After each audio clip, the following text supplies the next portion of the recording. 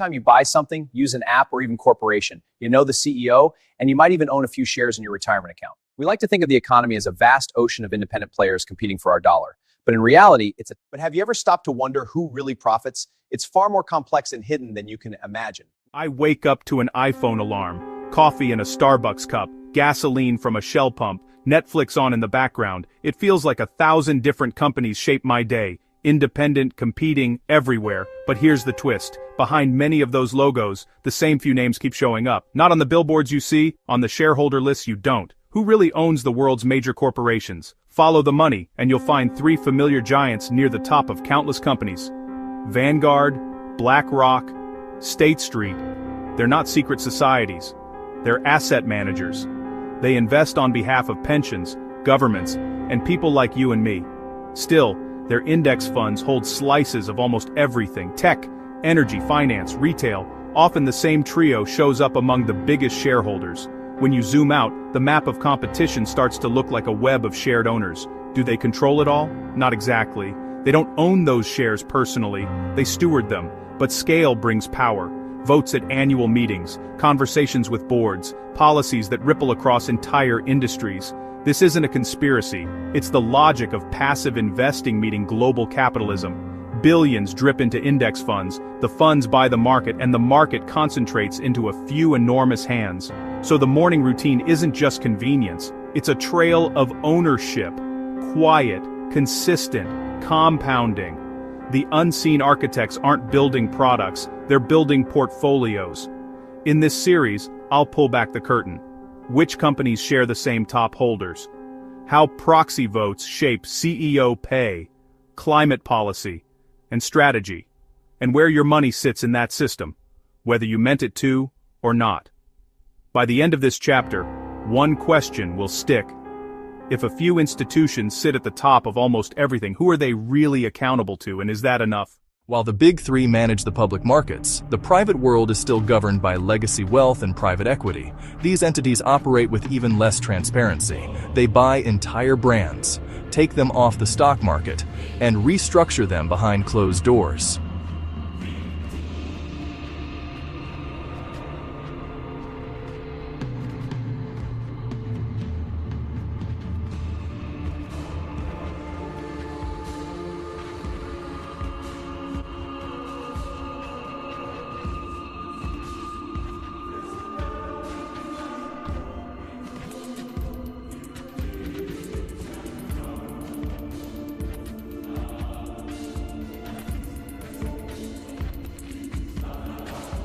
Between the institutional giants and the old guard dynasties, the circle of true ownership is getting smaller every year. The unseen architects aren't hidden because of a conspiracy. They are hidden in plain sight, buried in the fine print of SEC filings and mutual fund prospectuses. The question we have to ask ourselves is, in a world where a few firms own everything, does the consumer still have a choice? Or are we just living in a world designed by the architects? The unseen architects aren't hidden because of a conspiracy. They're hidden in the paperwork most people never read.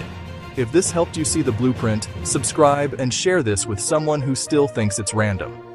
Next up, we lift the hood on the system that quietly models risk for the world. Continue to watch the next chapter of The Unseen Architects. To understand the unseen architects, we have to look at the big three. Over the last few decades, BlackRock, Vanguard, and State Street have evolved from simple investment firms into the most influential force in corporate history. As of 2026, they collectively manage over $25 trillion, but they didn't get there by picking stocks. They got there through passive investing. When you buy an index fund, these firms buy everything in that index on your behalf. This creates a strange paradox called common ownership. Today, the big three are the top shareholders in Delta and United, in Pepsi and Coca-Cola, in Pfizer and Johnson & Johnson. If the same people own both sides of a rivalry, the incentive for those companies to compete on price or innovation begins to vanish. Why would an owner want their companies to fight when they profit, regardless of who wins? Their sheer size centralizes control. Because they hold massive blocks of voting shares, CEOs don't just answer to the market, they answer to a small group of analysts in New York and Pennsylvania. Quiet conversations move billions, without a single headline. If the big three are the visible titans, there is a much more opaque layer beneath them. This is the world of holding companies and anonymous trusts. These legal structures are designed to do one thing: obscure. By layering ownership through shell corporations, the ultimate beneficial owner, the real person who gets the check, can remain a ghost. Take offshore jurisdictions like the Cayman Islands, Luxembourg, or the British Virgin Islands. These secrecy jurisdictions allow assets to be moved and managed without public disclosure. A company might be owned by a holding firm in Delaware, which is owned by a shell company in the Caymans, which is ultimately controlled by an anonymous trust in Zurich. This isn't just about tax evasion, it's about influence. It allows powerful entities to fund political movements, lobby for regulations, or buy up competitors without the public ever knowing whose hand is on the lever. The paperwork is dense by design, so the power can move in silence. To find the true architects, we have to follow the trail past the paperwork. In many cases, the ownership trail leads back to dynastic families who have maintained control across centuries. Consider the Wallenberg family in Sweden. Through a complex system of foundation-owned holding companies and supervoting shares, they control an estimated 40% of the value of the Swedish stock exchange, spanning across telecommunications, banking, and aerospace. Control is solidified through three key pillars: intergenerational wealth transfer, utilizing trusts to pass billions to heirs without diluting the voting power of the family block; board appointments, placing loyalist directors or family members on the boards of multiple independent companies to ensure a unified strategy; strategic alliances, deep partnerships between major holding groups that create an impenetrable barrier to outside competition. These individuals don't need to own 100% of a company. By controlling the board and holding just enough super voting shares, they ensure that while the faces of CEOs change, the architects of the system remain the same. We've seen the giants and we've seen the shadows. But how does this all come together to impact your wallet and your future? In our final segment, we're looking at the Aladdin Algorithm, the AI mind that manages more wealth than any human in history. This final segment connects the technical structures of ownership to the real-world impact on society, politics, and the future of global governance. We've traced the money and unmasked the entities, but what does this concentration of ownership actually do to our world? When a few architects own the majority of the market, the very foundations of capitalism, competition, and innovation begin to shift. Economic policy. Because firms like BlackRock and Vanguard are permanent owners, they now act as private regulators. When Larry Fink writes his annual letter to CEOs, he isn't just giving advice, he's setting the global agenda on climate change and social policy. The competition trap. Recent studies in the airline and banking industries show that when the same institutions own all the major competitors, prices tend to stay higher. Why? Because aggressive competition might help one company, but it hurts the overall portfolio of the unseen architect. Innovation stagnation. True innovation requires risk, but institutional giants often prefer stable returns. When ownership is concentrated, companies may focus more on stock buybacks and dividends for their big shareholders than on the disruptive R&D that moves humanity forward. The stakes aren't abstract. They flow through pensions, savings, and the price you pay at the counter. In the next chapter, we go inside the machine to see how algorithms can nudge entire sectors. Quietly, predictably, and at scale. The architecture is built. Now, watch how it moves. The question isn't who owns a company. It's who coordinates the owners. And what happens when that coordination is automated? Subscribe and step inside the engine room of modern power.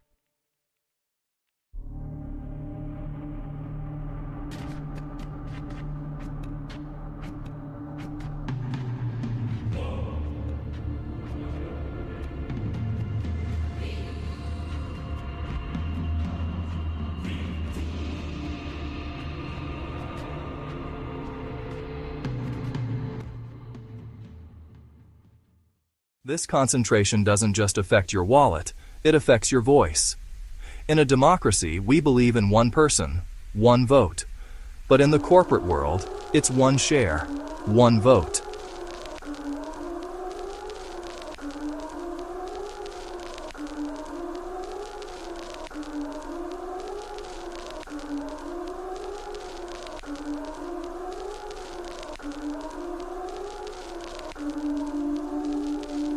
This creates a massive accountability gap. These firms manage your money, but they exercise the power.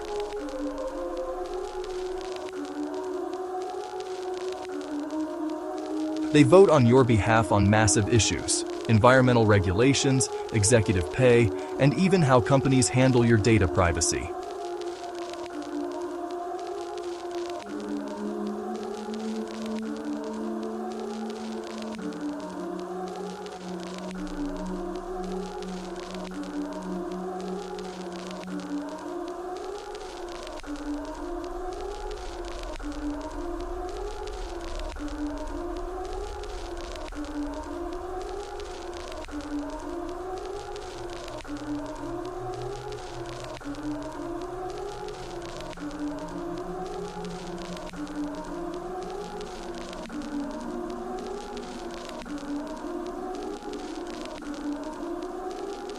Transparency is the first casualty.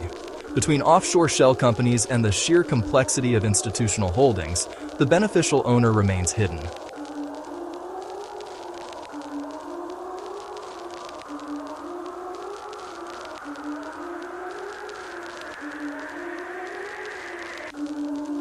When we can't see who is truly behind a company, we can't hold them accountable for environmental disasters, labor violations, or political lobbying.